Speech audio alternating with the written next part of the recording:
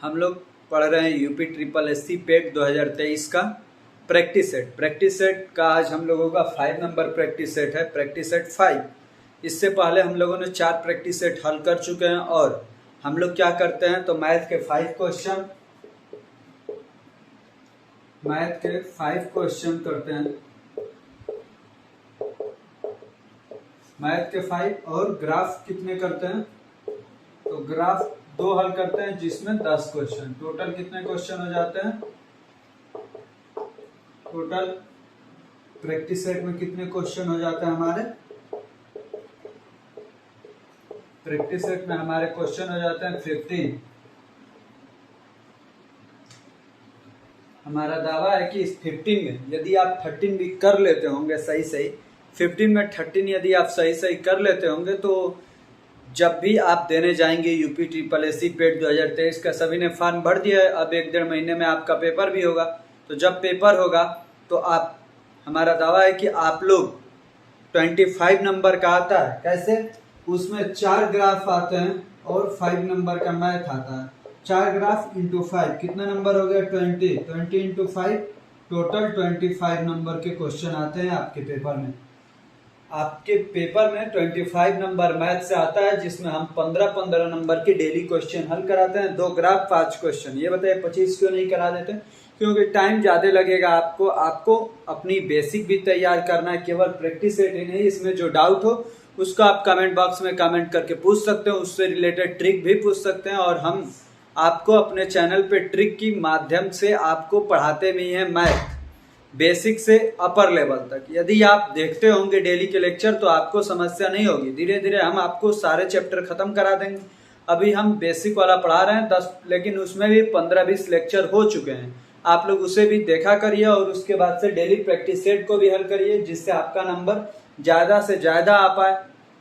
इसी प्रयास में हम भी डेली आपको प्रैक्टिस सेट हल करा रहे हैं। अब हम लोग करते हैं, सबसे पहले मैथ के 5 क्वेश्चन हल कर लेते हैं। अब हम अपना पहला क्वेश्चन देख लेते हैं। इसमें हर एक क्वेश्चन में 4 विकल्प होते हैं, उसमें से कोई ना कोई एक विकल्प सही होता है। देखिए क्या है हमारा पहला क्वेश्चन। प्रथम 35 सम प्राकृतिक संख्याओं के गुणनफल में दहाई के स्थान पर कौन सा अंक होगा, 2056। आपको ये ध्यान में रखना है कि इकाई नहीं दहाई के स्थान पर पूछा है, इकाई के स्थान पर नहीं दहाई के स्थान पर पूछा हुआ है। तो दहाई पूछे या इकाई पूछे हमें उससे नहीं मतलब है, हमें ध्यान से सवाल को पढ़ना है और जो विकल्प सही होगा उसे हल कर देना है। देखिए प्रथम 35 मतलब प्रथम सबसे छोटी सम संख्या क्या होती है तो 2, उसके बाद से 4, ऐसा ही आप लिखते जाएंगे तो 35 तक मतलब 6, 8, 10। देखिए 10 तक लिखेंगे तो 5 ही मिलेगा, तो 20 तक लिखेंगे तो 10 हो जाएगा, 30 तक लिखेंगे तो 15 हो जाएगा। मतलब ऐसे ही बहुत देर तक जाना पड़ेगा। देखिए जैसे ये 2, 4, 6, 8, 10 तो 5 हो गया। अब हमें कितनी सम संख्या चाहिए थी 35 के लिए 70 लिखनी पड़ेगी, 70 तक संख्याएं। ये कैसे मालूम चलेगा, तो हर एक सम संख्या के बाद विषम, फिर सम, विषम, सम। देखिए जैसे 10 तक लिखे तो केवल 5 मिला, तो 70 के लिए 70 तक लिखेंगे तो 35 मिलेगा, 5 7 35। अब देखिए 10, 20, 30 ऐसे ही जीरो कई सारे मिल जाएंगे। तो आपको 0 से 0 में 10 से 20 में गुणा करेंगे तो 200 हो गया। ऐसे ही मतलब 0 से 0 में गुणा करते हैं तो 0 बढ़ता जाता है। तो गुणनफल में दहाई के स्थान पर क्या आएगा, लास्ट सेकंड 0 ही आएगा। तो कौन सा विकल्प सही हो जाएगा, बी नंबर हमारा विकल्प सही हो जाएगा। अब ऐसे ही हम दूसरे क्वेश्चन को देख लेते हैं। अब हम अपना दूसरा प्रश्न देख लेते हैं। देखिए क्या है, 2.36 पे बार माइनस 3.05 पे बार प्लस 4.33 पे बार बराबर क्वेश्चन मार्क का मान क्या होगा। विकल्प में है 4 मान। पहला है 3.33 पे बार, बी है 3.44 पे बार, सी है 3.34 पे बार, डी है 3.64 पे बार। देखिए कैसे इसको किया जाता है, ध्यान से देखिएगा, अंत तक आपको बिल्कुल समझ में आ जाएगा। वो भी इजी तरीका से, बेसिक से नहीं करना है, हमें कम समय में करना है। तो क्या करते हैं, देखिए जितने अंकों पे बार होता है उतना नीचे में 9 लिख देते हैं, माइनस उतना 9 नीचे लिख दिया जाता है, प्लस उतना 9 नीचे लिख दिया जाता है। सब में 2-2 पे बार था तो सबका बाटा 99। अब देखिए जो ऊपर में होता है इसमें से दशमलव को गायब कर देंगे तो क्या हो जाएगा 236, और जो बिना बार वाली संख्या है उसको इसमें से घटा दिया जाता है। तो 236 में से 2 घटाएंगे तो कितना बचेगा 234। वैसे ही 305 में से 3 घटाएंगे तो 302। अब 433 में से 4 घटाएंगे तो क्या हो जाएगा 429। अब देखिए प्लस वालों को जोड़ दीजिए, माइनस को घटा देंगे उसमें से। 9 4 13, 13 का 3, 1 लगा हासिल तो 2 3 5 1 6। अब 4 2 6, 663 माइनस 302 बटा में 99। अब 3 में से 2 जाएगा 1, 6 में से 0 जाएगा 6, 6 में से 3 जाएगा 3, 361 बटा 99। अब देखिए जब बटा में किसी संख्या को लिखा जाता है तो इसको बार के रूप में कैसे लिखते हैं, तो जो संख्या जितने 9 होते हैं उतने संख्या पर बार लगाया जाता है। तो जितने 9 हुए उतने संख्या पर हम बार लगा देंगे, 61 पे बार। उसके बाद से देखिए दशमलव, तो यहाँ भी दशमलव। अब देखिए जब उल्टा चेक करना है कि कैसे 2.36 पे बार आएगा, तो 234 में जितने 9 हैं उतने संख्या को छोड़ के जो बची हुई संख्या है उसको इसी में जोड़ देना है। 34 में 2 जोड़ देंगे तो क्या आ जाएगा 36, तो 36 ये 2 लिखा गया है ना। तो देखिए यहाँ भी 61 है तो 61 में 3 जोड़ेंगे तो 64, तो ये हो गया हमारा 64। और जो संख्या बचा है 3, उसको 2 को वैसे लिख देना है तो 3 को भी वैसे ही लिख देना है। 3.64 पे बार, 3.64 पे बार। देखिए कौन सा विकल्प सही, तो डी नंबर विकल्प सही। हमें उम्मीद है कि आप लोगों को अच्छे से समझ में आया होगा। देखिए एक बार और समझा देते हैं कैसे करना है। जितने संख्या पर बार उतने 99 नीचे लिख देने। 2 पे था बार तो 99, यहाँ भी 2 पे बार तो 99, यहाँ भी 2 पे बार तो 99। इसके बाद क्या करना है, तो जितने संख्या पर बार होता है टोटल बिना दशमलव के पढ़ते हैं 236, जिस पे बार नहीं होता उसको घटा दिया जाता है उतने में से, तो 234। 305 में से 3 जाएगा 302, 433 में से 4 जाएगा 429। प्लस वालों को जोड़ दो, उसमें से माइनस वाले को घटा दो, तो घटाने के बाद से आएगा 361 बटा 99। अब क्या करना है, तो 361 डबल 9 है तो 2 अंकों को छोड़ के 3 इसमें जोड़ दो तो कितना हो जाएगा 364। 364 लिख लो, बीच में 2 स्थानों को छोड़ के दशमलव लगा लो, जितने 9 लिखे हैं उतने पे बार लगा दो, तो 2 पे हमने बार लगा दिया। ये रहा आपका दूसरा सवाल। अब हम कर लेते हैं तीसरा सवाल। अब हम देख लेते हैं अपना तीसरा प्रश्न। देखिए क्या है, एक व्यापारी अपनी वस्तुओं का मूल्य उसकी लागत मूल्य से 30% अधिक अंकित करता है। यदि वह उन पर 6 से 1/4% की छूट भी दे तो उसके लाभ का प्रतिशत क्या होगा। ए 22%, बी 30%, सी 21 सही 7/8%, डी क्या है 23 सही 3/4%। देखिए सबसे पहले उसकी जो लागत मूल्य है उसको क्या कहते हैं सीपी। सीपी मान लेते हैं कि 100 है। तो जो अंकित मूल्य है, अंकित मूल्य क्या होता है एमआरपी। एमआरपी 30% अधिक अंकित करता है मतलब 130। और यदि वह उन पर 6 से 1/4 की छूट भी दे तो मतलब डिस्काउंट क्या 6 से 1/4% मतलब 25/4%। 130 पे 25/4% की छूट दे रहा है। अब देखिए 130 गुणे में 25/4%, प्रतिशत हटाने के लिए गुणे 1/100, 25 से ये 4 4 का 16, तो क्या हो जाएगा 130/16। 130/16 तो 130 में 16 से डिवाइड करेंगे, कितना आएगा 16 से 130 में डिवाइड करेंगे तो 16 8 है 128, बचा 2 तो 20, तो दशमलव लगाएंगे तो 1 हो जाएगा। दशमलव नहीं लगाते हैं ऐसे ही लिख देते हैं। 16 8 है 128, तो 8 से ही 2/16। इसको जब 2 और 16 को कटाएंगे तो 1 8, तो 8 से ही 1/8% की छूट दे रहा है। कितने की छूट दे रहा है 8 से ही 1/8 का छूट दे रहा है, मतलब 8 से ही 1/8 का छूट दे रहा है। कितने में 130 में।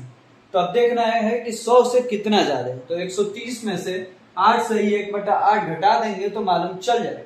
देखिए 130 माइनस 8 से ही 1/8, 8 8 64 है 65, या देखिए 130 में से 8 घटाएंगे तो कितना 122, 122 में से 1/8 घटाएंगे तो कितना हो जाएगा, ये अब चेक कर लेते हैं। तो 122 में से कुछ भी घटाएंगे तो देखिए 21 के ही करीब बचेगा, जिसका हर 8 होगा उतना ही लाभ होगा। 100 के ऊपर जाना है क्योंकि 30 बढ़ाया हुआ है। देखिए ये सब मिटा दीजिए, जिससे आप लोगों को अच्छे से समझ में आने लगे। देखिए कितना बढ़ाया हुआ था, 30 बढ़ाया हुआ था। ये 6 सही 1/4% का मान कितना आया था, 8 सही 1/8। 8 सही 1/8 मान आया था। तो अब 30 में से 8 सही 1/8 घटा देंगे तो मालूम चल जाएगा। तो 30 माइनस 8 8 64 है, 65 बटा में 8, 30 8 है 240। तो 240 माइनस 65 बटा में 8, 240 में से 65 जाएगा, कितना बचेगा 175। 175 बटा 8 जब भागा देंगे तो 8 दूनी 16, 1 बचा तो 15, 8 एकम 15 बचा 7। तो 21 सही 7/8% का अभी भी लाभ होगा। 21 सही 7/8।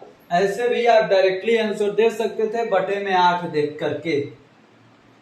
आप डायरेक्ट आंसर दे सकते थे बटे में 8 देख के, लेकिन आप लोग पूरा हल करेंगे तो 21 सही 7/8 ही आएगा, जिसका हर 8 वही विकल्प हमारा सही होगा।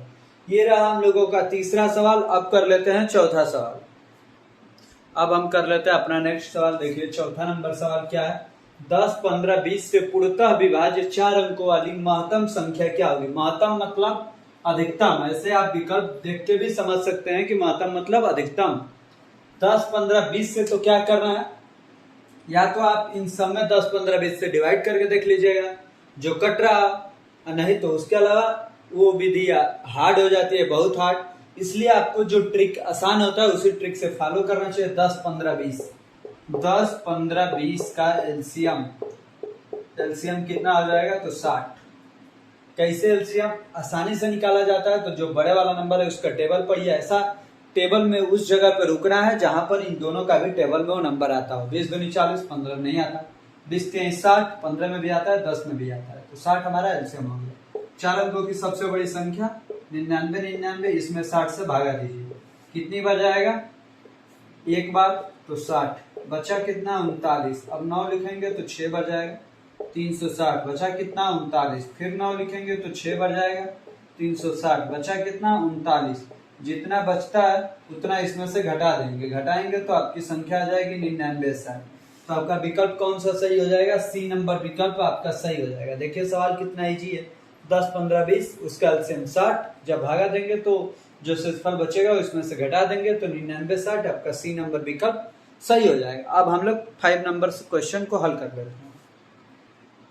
अब हम कर लेते हैं अपना 5 नंबर सवाल। देखिए क्या है, एक पूर्ण वर्ग में यदि इकाई का अंक 4 होता हो तो उसके वर्गमूल में इकाई का अंक कितना होगा। विकल्प है 2, 8, 2 या 8, न तो 2 न तो 8। आप लोग डायरेक्टली देखेंगे 4 का वर्गमूल 2, तो ये ऑप्शन गलत है। तब मार देंगे न तो 2 न तो 8, क्योंकि इसमें देखेंगे कि इसमें 2 नहीं दिया है, तो ये सब गलत तरीका होता है। ऐसे मत कीजिएगा। कैसे करना है, तो हमने आपको एक वर्गमूल घनमूल का वीडियो बना रखा है। यदि आप उस वीडियो को देख लेंगे तो आपका वर्गमूल और वर्ग घनमूल से रिलेटेड कोई भी डाउट आज के बाद से नहीं रह जाएगा, सारा डाउट खत्म हो जाएगा और स्पीड भी आपकी बन जाएगी। याद करने का झंझट भी खत्म, आपको जल्दी से आसान से याद करने का हमने वहां पर ट्रिक बता रखा है। देखिए 4 है ना, तो किस किस संख्या के स्क्वायर में 4 आता है, तो 2 के भी स्क्वायर में 4 आता है, 8 के भी स्क्वायर में 64 मतलब 4 आता है। तो 4 जिस संख्या के अंत में रहेगा उसके इकाई के में क्या क्या आ सकता है, या तो 2 आ सकता है या तो 8 आ सकता है। समझ में आया, तो ये वाला ऑप्शन हमारा 5 का सी नंबर ऑप्शन सही हो जाएगा। आपको पूरे विस्तार से इसका देखना होगा तो हम लिंक दे देंगे डिस्क्रिप्शन बॉक्स में वर्गमूल का, आप वहां से जाकर के उस वीडियो को देख सकते हैं। नहीं तो नंबर सिस्टम के प्लेलिस्ट में हमने रखा है उस वीडियो को भी, वहां से भी आप जाके उस वीडियो को देख सकते हैं, इस वीडियो के प्लेलिस्ट में भी जाके।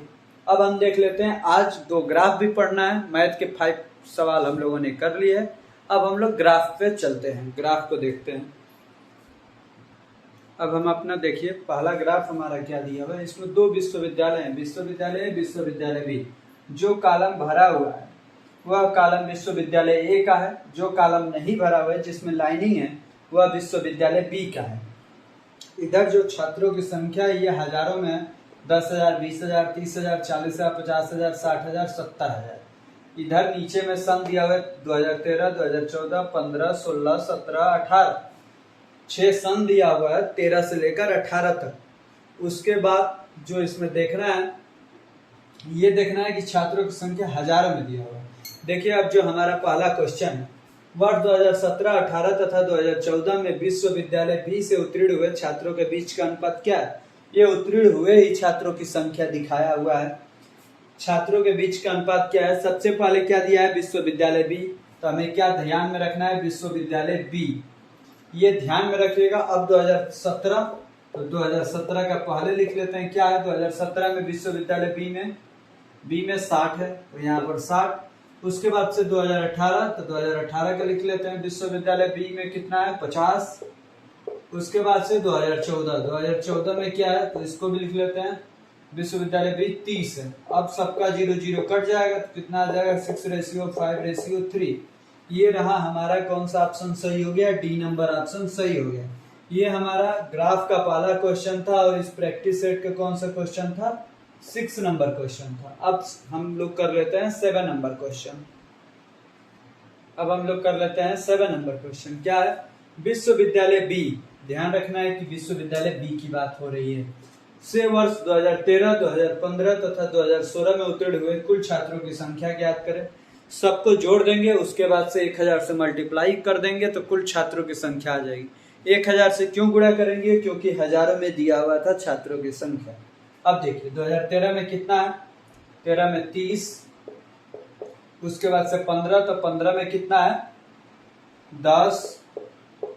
16 में कितना है? 16 में है 40। 30 10 40 40 80। 80 गुणे 1000 कितना हो जाएगा? 80,000। तो कौन सा विकल्प हमारा? विकल्प नंबर सी सही हो जाए। ये रहा हमारा 7th क्वेश्चन। अब हम कर लेते हैं 8 नंबर क्वेश्चन। अब हम कर लेते हैं 8 नंबर क्वेश्चन।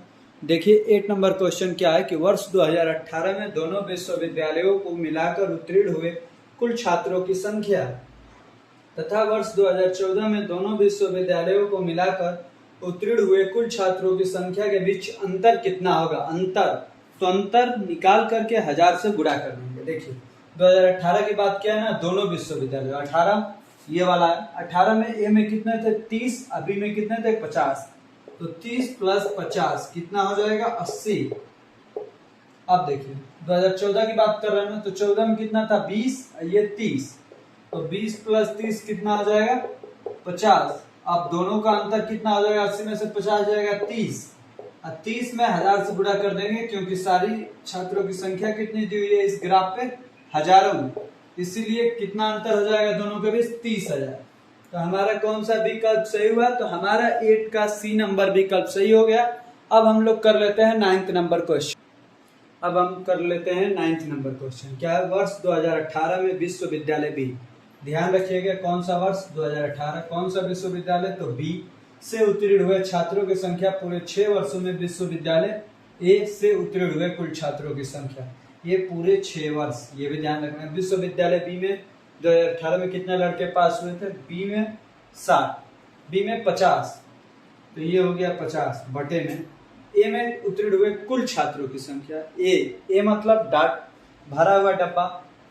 2013 में 20, ये 20 40, 40 30 70, 70 50 120, 120 50 170, 30 200, तो यहाँ पर लिखिए 200 और गुणे में 100, क्योंकि प्रतिशत में पूछ रहे हैं। 00 से 00 2 से ही है 25 बार, तो कितना आंसर हो जाएगा हमारा? 25% आंसर हो जाएगा। 9th number. ग्राफ इजी होते हैं, लेकिन ग्राफों को आपको ध्यान से पढ़ने होते हैं, ग्राफों को समझने होते हैं कि क्या क्या कह रहा है। उसके बाद से क्वेश्चनों को भी समझनी होती है और ध्यान से पढ़ना होता है कि किस विश्वविद्यालय की किस वर्ष की बात हो रही है। अब हम लोग कर लेते हैं 10 नंबर सवाल। अब हम कर लेते हैं 10 नंबर क्वेश्चन और इस ग्राफ का लास्ट क्वेश्चन देखिए क्या है। वर्ष 2017 में विश्वविद्यालय ए तथा वर्ष 2014 में विश्वविद्यालय बी से उत्तीर्ण हुए छात्रों के बीच का अनुपात क्या है? किस वर्ष की बात हो रही है? 2017। और किस विश्वविद्यालय की? तो ए की, तो 17A 50, तो 50 रेशियो। अब वर्ष 2014 किस विश्वविद्यालय बी? वर्ष 2014 विश्वविद्यालय बी मतलब 30, 0 से 0 कैंसिल, तो 5:3। देखिए कौन सा विकल्प? तो बी। आप थोड़ा सा मिस्टेक करेंगे, 30 को पहले 50 को बाद में, तो 3:5 हो जाएगा। और आपका सवाल गलत हो जाएगा। इसीलिए आपको ध्यान से पढ़ना है क्वेश्चन को, उसके बाद ही हल करना है। अब कर लेते हैं हम लोग अगले सवाल, अगले ग्राफ को। इस ग्राफ में 5 क्वेश्चन थे, हमने कम्प्लीटली पूरे रूप से इस ग्राफ को हल कर चुके हैं। अब हम लोग अगले ग्राफ को देखते हैं। अब हम लोग कर लेते हैं 11 नंबर क्वेश्चन। 11 नंबर क्वेश्चन के लिए अलग ग्राफ है। ये ग्राफ सबसे पहले समझ लेते हैं। देखिए ग्राफ के दिया, ये एक कंपनी है जिसकी प्रोफाइल है, कंपनी का प्रोफाइल है, कंपनी प्रोफाइल मतलब कंपनी अपने कंपनी के बारे में, आय व्यय के बारे में बताई हुई है। 2015 से लेकर के 20 तक ये डाटा दी हुई है, जिसमें आय और व्यय के बारे में बताया गया है। आय और व्यय बताया नहीं गया है, दोनों के बारे में अनुपात दिया गया है। आय का व्यय से अनुपात, मतलब आय 10 रुपए है तो व्यय यदि 5 रुपए है तो दोनों में अनुपात क्या हो जाएगा, 2:1, मतलब 2 का, तो ये 2 हो जाएगा। ऐसे ही कुछ, ये जरूरी नहीं है कि 10:5 ही हो, 20:10 भी हो सकता है, कुछ भी हो सकता है, मतलब ये अनुपात दिया हो, न तो आय दिया है न तो व्यय दिया है। हमें क्या बोल रहा है, वर्ष 2016 से 17 में आय में प्रतिशत कमी ज्ञात कीजिए। प्रतिशत कमी बताना है 16 से 17 में, तो 16 से 17 में आय में प्रतिशत कमी बतानी है। तो सबसे पहले तो हमें आय दिया ही नहीं है, तो हम प्रतिशत कमी कैसे बताएंगे? जब आय ही नहीं है तो प्रतिशत कमी क्या बताएंगे? तो देखिए इसमें एक विकल्प दिया हुआ है कि विवरण अपर्याप्त, मतलब डाटा हमारे पास कम है, डाटा हमारे पास पर्याप्त नहीं है, इतने डाटा नहीं दिए गए हैं इस ग्राफ में जिससे हम इस सवाल को हल कर सकें। इसीलिए इसका ऑप्शन कौन सा सही हो जाएगा, डी नंबर ऑप्शन सही हो जाएगा कि विवरण अपर्याप्त मतलब डाटा की कमी है, डाटा पूरे तरह से नहीं दिया हुआ। अब हम लोग कर लेते हैं इसी ग्राफ पे अगला क्वेश्चन 12 नंबर। देखिए अब हम लोग अपना अगला क्वेश्चन देख लेते हैं। क्या अधिकतम व्यय वाला वर्ष रहा, तो जिसका ग्राफ सबसे ऊंचा वही अधिकतम व्यय वाला हो जाएगा। किस ईयर में ग्राफ सबसे ऊंचा गया हुआ है, तो 2018 में। 2018 में आप लोग देख रहे हैं कि 2 तक गया हुआ है, तो यही सबसे अधिकतम व्यय वाला वर्ष रहा, तो हमारा बी नंबर ऑप्शन सही हो जाएगा। अब हम लोग कर लेते हैं 13 नंबर क्वेश्चन। देखिए हमारा 13 नंबर क्वेश्चन क्या है कि दूसरा न्यूनतम व्यय वाला वर्ष ज्ञात कीजिए। तो जिस वर्ष न्यूनतम व्यय हुआ, तो किस वर्ष देखते हैं ये ग्राफ, सेकंड कम सबसे कम कब हुआ था, एक साल ये हुआ था, उसके बाद से सेकंड कम ये है, मतलब 17। तो 17 नंबर हमारा विकल्प, सी नंबर विकल्प सही हो जाएगा, क्योंकि 15 में सबसे कम, उससे थोड़ा सा कम कब, तो 2017 में। ये सेकंड मिनिमम है, दूसरा न्यूनतम व्यय वाला वर्ष 17 है, तो 17 नंबर सी नंबर विकल्प 2017 वाला सही हो जाएगा। अब हम लोग कर लेते हैं 14 नंबर क्वेश्चन। अब हम लोग कर लेते हैं 14 नंबर सवाल। देखिए क्या है, यदि आप पूरी अवधि 2015 से 20 के दौरान हर वर्ष में धनात्मक वृद्धि दर्शाएं तो व्यय कितने वर्षों में धनात्मक वृद्धि दिखाता है। हमें दिखाना है कि कब कब धनात्मक वृद्धि दिखाता है, मतलब कब कब ग्राफ ऊपर जा रहा है। देखिए एक वर्ष ये है जब ऊपर जा रहा है, फिर कम हो जा रहा है, तो एक ही अभी हुआ, एक वर्ष ये, मतलब 2 वर्ष ऊपर जा रहा है, तो ये 2 वाला ऑप्शन सही हो जाएगा, ए नंबर विकल्प हमारा सही हो जाएगा। अब हम लोग कर लेते हैं 15 नंबर क्वेश्चन। अब हम लोग देख लेते हैं 15 नंबर क्वेश्चन। देखिए क्या है, वर्ष 2019 में अनुपात क्या रहा। तो वर्ष 2019 में अनुपात क्या है, देखिए 2019 ये है, अनुपात 1.75। तो कौन सा ऑप्शन सही हो जाएगा, हमारा डी नंबर ऑप्शन सही हो जाएगा। ये हमने आज 15 सवाल हल किए हुए हैं, 2 ग्राफ और 5 मैथ के क्वेश्चन। यदि आपको वीडियो अच्छा लगा होगा तो चैनल को सब्सक्राइब कीजिए, वीडियो को लाइक कीजिए और दोस्तों को भी शेयर कीजिए। धन्यवाद आपको अंत तक बने रहने के लिए।